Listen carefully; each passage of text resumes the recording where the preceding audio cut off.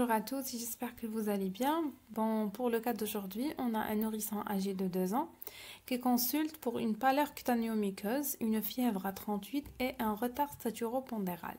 L'examen retrouve un subictère, une dysmorphie crânio-faciale et une splénomégalie de type 3. Dans les antécédents, c'est le sixième d'une fratrie de 6, parents, cousins germains, 2 frères suivis en pédiatrie, et pour pâleur cutanéo-muqueuse et splénomégalie. Pour la première question, quel est le diagnostic à évoquer et sur quel argument? Donc, comme d'habitude, on a un nourrisson âgé de 2 ans. Il consulte pour une pâleur cutanéo-muqueuse avec fièvre et un retard staturo-pondéral. L'examen a retrouvé un subictère avec une dysmorphie crânio-faciale et une splénomégalie. D'accord. Les parents, ils sont cousins. Et il a 2 frères suivis pour pâleur cutanéo-muqueuse et splénomégalie. Donc ici, on a un syndrome d'hémolyse chronique fait de pâleur cutanéo-muqueuse avec une subictère et une splénomégalie. Donc déjà, on est devant un tableau d'hémolyse chronique.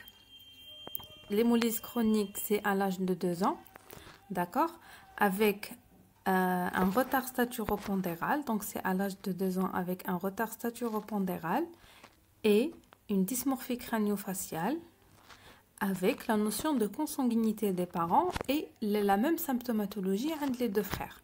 Donc, on a le tableau clinique évocateur de la bêta-thalassémie.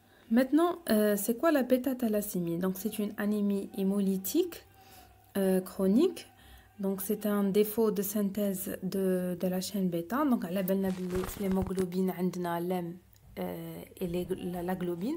La globine, c'est une protéine qui est faite de 4 sous-unités. Toujours, on a 2 sous-unités alpha avec 2 autres types de sous-unités selon le type de l'hémoglobine. On a 3 types d'hémoglobine. On a l'hémoglobine A que l'on retrouve dans des sujets normaux. On a l'hémoglobine F que l'on retrouve chez le fœtus et on a l'hémoglobine A2 et le pourcentage de est قليل les sujets normaux. Maintenant, pour l'hémoglobine A, elle est faite elle est constituée de 2 sous-unités alpha avec 2 sous-unités bêta. Le F, c'est 2 sous-unités alpha avec 2 sous-unités gamma et le A2, c'est 2 sous-unités alpha avec 2 sous-unités delta. Maintenant, dans la bêta-thalassémie, on a une diminution de la synthèse des sous-unités bêta ou là, c'est-à-dire il n'y aura pas de synthèse carrément de la sous-unité bêta. Et donc, on aura la formation d'une hémoglobine avec 4 sous-unités alpha au niveau de la moelle osseuse. Et les 4 sous-unités alpha, donc ça va précipiter dans les rétroblastes et ça va altérer la membrane plasmique. Et donc, on aura une destruction des érythroblastes au niveau de la moelle osseuse. Le phénomène est connu sous le nom de l'avortement intramédullaire, c'est-à-dire que les érythroblastes seront détruits au niveau de la moelle osseuse. Donc, là, on aura la première symptomatologie, il y a l'anémie. D'accord. Maintenant, il y aura fabrication de l'hémoglobine, mais il y aura aussi fabrication de l'hémoglobine fœtale. Maintenant, les cellules qui contiennent de l'hémoglobine fœtale, ils sont peu chargées en fer, ils ont une morphologie qui est anormale, et donc ils seront libérés dans le sang. Et en périphérique, ils seront hémolysés. D'accord. Et l'hémolyse chronique, il se fait au niveau des tissus, c'est-à-dire extravasculaire dans la plupart du temps. C'est pour ça qu'on retrouve la splénomégalie. Maintenant, et on trouve aussi, on a un syndrome d'hémolyse, donc on a un subictère, c'est par rapport à l'hème qui est éliminé ou là qui est éliminé dans le sang par la dégradation accrue des globules rouges. Et donc, on a le subictère. Là, c'est concernant la triade d'hémolyse chronique. Maintenant, l'apparition c'est à cet âge très jeune, c'est parce que un fœtus il connaît de l'hémoglobine fœtale et après la naissance l'hémoglobine fœtale il diminue et il sera remplacé par l'hémoglobine A. Et c'est vers l'âge de 6 mois où il sera avec وين vraiment l'hémoglobine fœtale ينقص et l'hémoglobine A يبدا يزيد. Et donc le début des manifestations sera entre l'âge de 6 mois et 18 mois. On aura l'apparition des symptômes.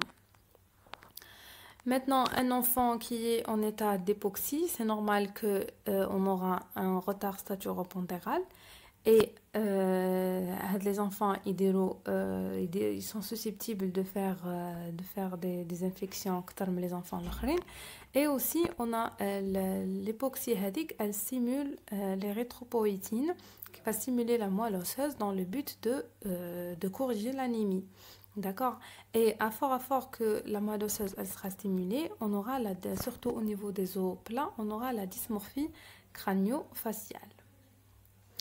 Maintenant, pour la notion des parents cousins germains, donc c'est une maladie autosomique récessive et donc les parents يكونوا قرب, كل ما كاين un risque de réunir deux allèles déficitaires. Et donc la consanguinité, c'est parmi les critères. Maintenant, et on a deux frères suivis en pédiatrie pour pâleur cutanéo-muqueuse et splénomégalie. Les deux frères, ils peuvent avoir soit la bêta-thalassémie majeure, c'est-à-dire homozygote, ou la mineure hétérozygote qui peut se manifester par des signes moins bruyantes que la bêta-thalassémie homozygote. Maintenant, donc c'est bon pour cette question. J'ai donné le diagnostic et j'ai expliqué les différentes symptomatologies et on a argumenté notre diagnostic. Maintenant, la deuxième question, quels sont les examens d'orientation à demander? Donc, on a les signes d'anémie, signes d'hémolyse. Donc, on va demander un hémogramme ou un FNS, une formule numéraire sanguine. On va demander aussi un frottis sanguin pour voir les différentes cellules et de réticulocytes pour voir l'anémie, est-ce qu'elle est régénérative ou arégénérative. Et on va doser aussi la bilirubine directe par rapport au subictaire. Maintenant, la troisième question, avec un bilan pratiqué, retrouve globule blanc à 25 000, globule rouge à 3,4 millions par millimètre cube, hémoglobine 6 grammes par décilitre, l'hématocrite à 24, plaquettes à 250 000. Pour le frottis, on a retrouvé des globules rouges, donc microcytaire hypochromie, avec des cellules cibles et une poikilocytose. Érythroblastose à 20%. Pour les globules blancs, donc, on a l'équilibre leucocytaire, donc on a l'équilibre leucocytaire et on a les plaquettes qui sont présentes dans le frottis avec 3+. Le taux de réticulocytes il est à 10% et le groupage est à positif. Maintenant, la question c'est interpréter ces résultats. Maintenant, on va interpréter l'hémogramme. Donc, on va commencer par les globules blancs. Donc, les globules blancs, on a les globules blancs à 25 000. Donc, la norme, c'est 4 000 à 10 000. Donc, on est dans une hyperleucocytose. Pour les globules rouges, on est à 3,4. Donc, c'est diminué par rapport à la normale. L'hémoglobine qui est à 6. Donc, on est devant une anémie. Pour typer l'anémie, le frottis, elle est microcytaire hypochrome. Donc, on est devant une anémie microcytaire hypochrome. On va voir le taux de réticulocytes qui est à 10%. Donc, 10% par rapport au nombre de globules rouges. Donc, on a 340 000. Et donc, c'est une anémie microcytaire hypochrome régénérative. D'accord? Et le taux de plaquettes, il est normal. Et on a aussi le frottis, les rétroblastoses et la poikilocytose. Poikilocytose, c'est-à-dire qu'on a des globules rouges de forme différente et anormale. Et on a la cellule cible. Donc la cellule cible, il y a un globule rouge au centre triconculaire. C'est par rapport à la diminution, tu as le fer dans le globule rouge. Et voilà, donc pour l'interprétation, c'est une anémie microcytaire hypochrome régénérative avec une hyperleucocytose, d'accord? Et au niveau du frottis, on a une dystrophie des globules rouges et une myélémie et une érythroblastose, c'est-à-dire le passage des cellules non matures de la moelle osseuse vers le sang et les plaquettes qui sont normales. Maintenant, que vous demandiez comme examen pour confirmer le diagnostic. Donc, l'examen, le bilan, c'était pour l'orientation bac.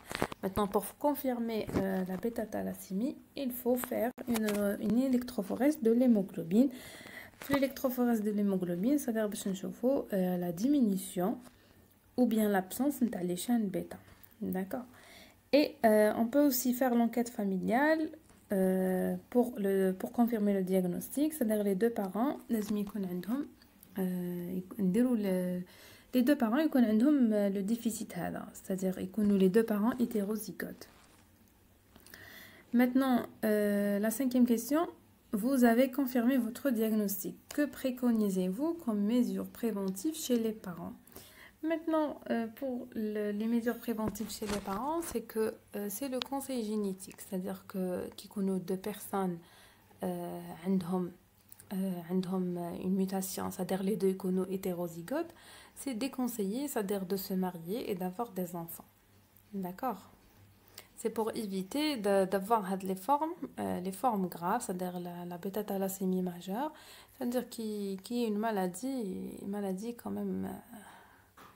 même grave.